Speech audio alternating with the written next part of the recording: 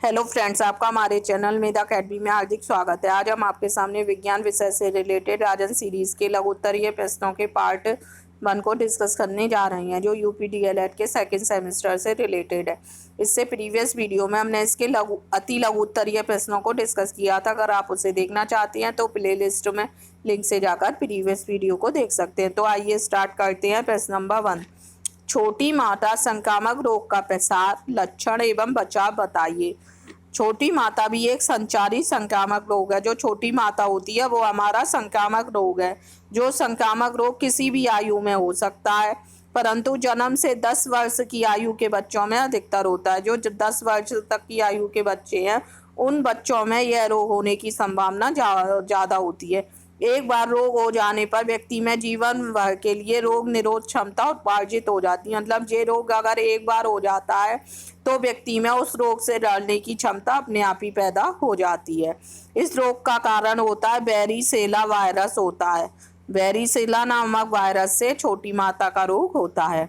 रोग का प्रसार कैसा होता है? छोटी माता रोग श्वसन द्वारा बिंदुक संक्रमण से, रोगी के निकट संपर्क से या रोगी की संक्रमित वस्तुओं के उपयोग से अधिक होता है।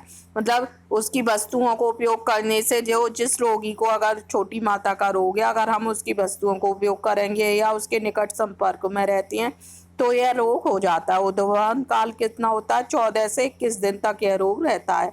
संक्रामक काल पितिका निकलने के दिन के पूर्व से लगभग 6 दिन तक उसकी पपड़ी संक्रमण होती है।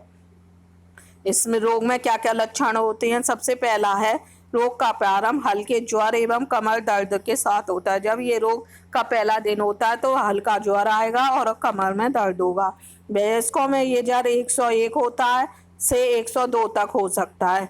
ज्वर आने के 24 घंटे के अंतर शरीर के ढके हुए भागों में भी दाने निकले आते हैं। मतलब पूरे शरीर में इसमें दाने निकले आती है और 2-3 दिन में इन दानों में पानी भी भर जाता है और 6-7 दिन में यह दाने सूखकर पपड़ी बन जाती हैं। तो कमर में हल्का दर्द रहता है, बुखार आता है और 2-3 दिन में दाने निकले आती हैं और दाने 6-7 दिन में सूखकर पपड़ी बन जाती हैं। इस रोग से बचाव के लिए हमें क्या करना चाहिए? रोगी के होने पर स्वास्थ्य अधिकारी को तत्काल सूचना देनी चाहिए। मतलब किसी को भी अगर ये रोग घर में हो जाए तो सबसे पहले स्वास्थ्य अधिकारी को इसकी सूचना देना चाहिए। रोगी को पृथक कमरे में रहने की व्यवस्था देनी चाहिए। मतलब अगर रोगी को अगर सबके साथ रखेंगे तो ये संक्रामक रोग होता है, सभी को हो जाएगा। इसलिए रोगी को एक अलग से कमरा रहने की व्यवस्था देनी चाहिए और उसके संपर्क में और लोगों को अलग रखना चाहिए। उसके संपर्क में और लोग ना रहें, जिससे कि यह और लोगों को भी ना हो। पितिका निकलने के समय तक 1 सप्ताह तक रोगी को अलग ही रखना चाहिए। नेक्स्ट है थर्ड पॉइंट, रोगी के थूक बलगम आदि को जलाकर नष्ट करना देना चाहिए। रोगी का जो भी थूक बलगम होता है, अगर उसे नष्ट नहीं करेंगे तो उसका रोगाणु रह जाएंगे और वो फिर से और किसी को भी संक्रमित कर सकते हैं। इसलिए रोगी के थूक बलगम आदि को हमें जलाकर नष्ट कर देना चाहिए। नेक्स्ट है, रोगी के ठीक होने पर रोगी के उपयोगी का सभी सामान कमरे को साबुन, सोडा और गर्म पानी से धोना चाहिए। जब ये पूरी तरह से रोग ठीक हो जाते तो उस रोगी का जो भी सामान है, कमरा है, उसे गर्म पानी से और सोडे से धोना चाहिए। हमारा अगला क्वेश्चन है, खसरा रोग के प्रमुख लक्षण, प्रसार एवं बचाव के उपाय बताइए। खसरा भी छोटी माता की भांति एक संक्रामक रोग होता है। खसरा भी कैसा रोग है? हमारा संक्रामक रोग है। यह भी बच्चों में फैलने वाला संचारी रोग है। ये 6 माह से 10 वर्ष की आयु के काफी बच्चे इस रोग से प्रतिवर्ष ग्रसित होते हैं। ये 6 माह से 10 वर्ष की आयु के बच्चों में अधिकतर होता है और ये संक्रामक रोग होता है। यह रोग वायरस द्वारा फैलता है। इसका जीवाणु क्या होता है? वायरस द्वारा यह फैलता है। रोग का प्रसार प्रत्यक्ष रोगी के संपर्क में, श्वसन द्वारा, बिंदुक संक्रमण से और रोगी व्यक्ति के संसर्ग से होता है। इसका उद्भव काल क्या होता है? 10 से 14 दिन होता है। संक्रामक काल दाने निकलने के 4 दिन पूर्व से 5 दिन बाद तक का काल संक्रमण काल होता है। नेक्स्ट है, क्या क्या लक्षण होते हैं? जुकाम, सिर दर्द, खांसी और हल्का ज्वर आएगा। 1-2 दिन बाद ज्वर की तीव्रता 103 तक हो जाती है और नाक और आंखों से पानी आने लगता है। थर्ड, ज्वर के चौथे दिन मुंह के अंदर के भाग, चेहरे और कान के पीछे भी दाने निकल आते हैं। धीरे धीरे दाने शरीर में फैल जाते हैं और खसरे में 1-2 दिन तक यह दाने तीव्रता पर रहते हैं, फिर सूखने लगते हैं। मतलब जुकाम, सिर दर्द, खांसी और हल्का ज्वर होता है। फिर 1-2 दिन बाद ज्वर बहुत तेज हो जाता है, 103 तक हो जाता है। नाक, आंखों से पानी आने लगता है। ज्वर के चौथे दिन मुंह के अंदर के भाग, चेहरे, कान के पीछे दाने निकल आते हैं। फिर वो दाने जो होते हैं वो धीरे धीरे सारे शरीर में फैल जाते हैं और 1-2 दिन तक यह दाने तीव्रता पर रहते हैं, फिर धीरे धीरे सूख कर खत्म हो जाते हैं। इस रोग से बचाव के लिए हमें क्या करना चाहिए? सबसे पहला, यदि रोग का संदेह हो तो संदेही व्यक्ति को तत्काल पृथक कर देना चाहिए। अगर हमें ये लग रहा है कि इस व्यक्ति को यह रोग हो गया है तो हमें उसे अलग रखना चाहिए, सभी लोगों के संपर्क में नहीं रखना चाहिए, क्योंकि ये संक्रामक रोग है, एक से दूसरे को हो जाता है, इसलिए उसे पृथक अलग कमरे में रखना चाहिए।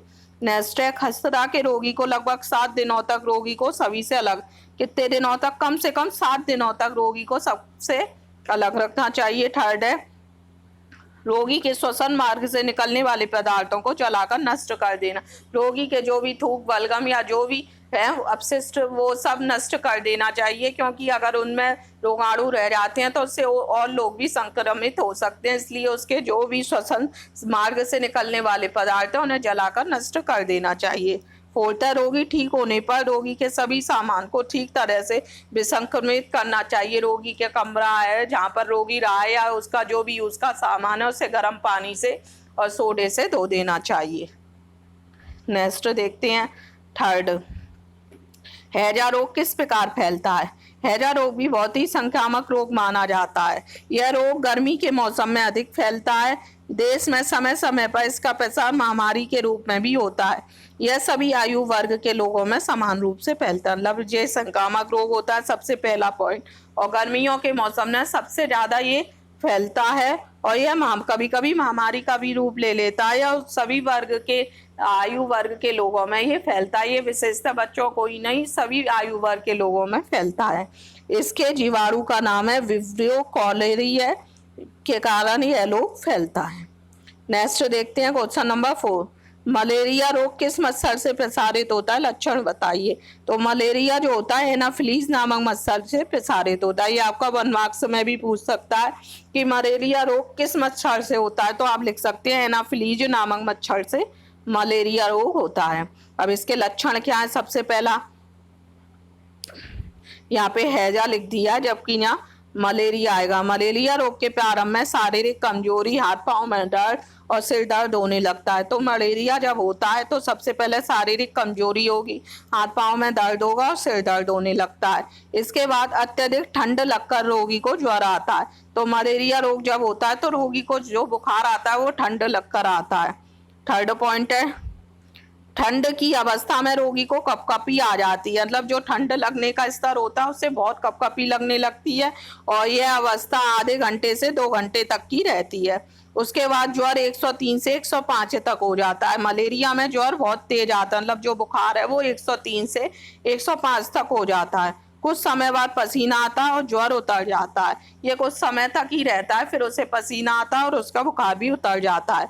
ज्वर उतरने के बाद जी मिचलाने और वमन की शिकायत रहती है। मतलब जी मिचलाता रहता है और उल्टी आने लगती है और वमन की शिकायत बनी रहती है जब बुखार उतर जाता है। इस प्रकार के ज्वर की शिकायत प्रतिदिन, दूसरे दिन, हर तीसरे दिन बाद होती रहती है। मतलब प्रतिदिन, दूसरे दिन, तीसरे दिन यह बुखार आता इसी तरह से आता रहता है। और इसके ये किस मच्छर से होता है? एनाफिलीज नामक मच्छर से होता है। नेक्स्ट है क्वेश्चन नंबर 5, रासायनिक सूत्र के कौन कौन से प्रकार होते हैं उनके बारे में बताइए। रासायनिक सूत्र निम्न प्रकार के होता है। सबसे पहला जो हमारा होता है वो हमारा होता है मूलानुपाती सूत्र।